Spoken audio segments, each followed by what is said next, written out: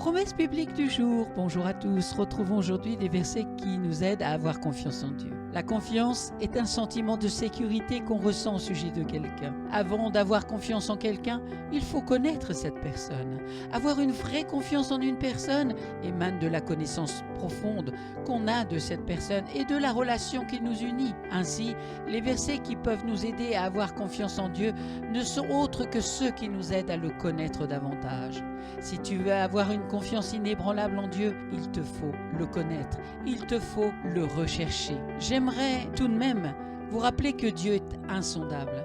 Il possède un amour insondable pour ses enfants. C'est lui, le Dieu de l'univers, grand, puissant et majestueux.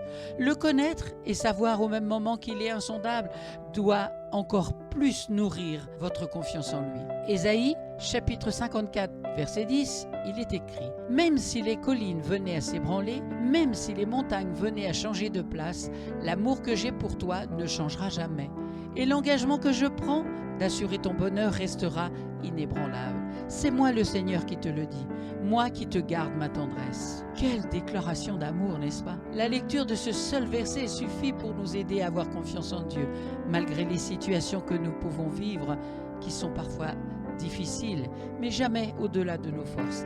Assurément, l'amour fait appel à la confiance. Peut-on avoir confiance en quelqu'un qui ne nous aime pas? C'est une chose impossible. Lorsqu'on se sent aimé, la confiance devient un fait, à moins que tu n'acceptes pas cet amour.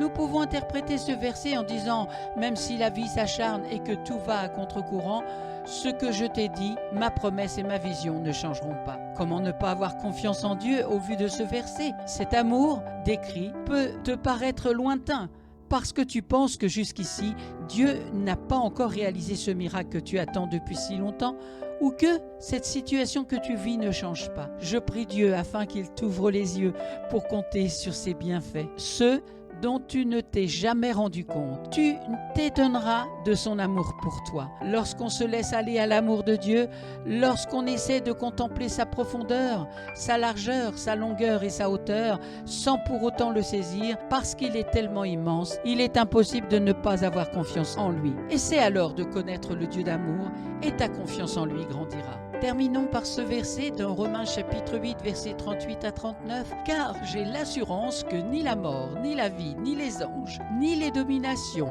ni les choses présentes, ni les choses à venir, ni les puissances, ni la hauteur, ni la profondeur, ni aucune autre créature ne pourra nous séparer de l'amour de Dieu manifesté en Jésus-Christ. » Amen. Merci Seigneur pour ta parole qui ne revient jamais à toi sans avoir fait son effet. Merci de toucher le cœur des personnes que tu auras suscité à écouter aujourd'hui. Que tu puisses les encourager, les fortifier dans leur foi et justement de créer en eux la confiance en toi.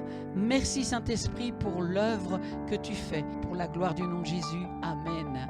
Merci à vous d'avoir pris du temps pour écouter Promesse biblique du jour avec aujourd'hui le verset dans Ésaïe chapitre 54 verset 10. Même si les collines venaient à s'ébranler, même si les montagnes venaient à changer de place, l'amour que j'ai pour toi ne changera jamais. Et l'engagement que je promets d'assurer, ton bonheur restera inébranlable. C'est moi le Seigneur qui te le dit, moi qui te garde ma tendresse.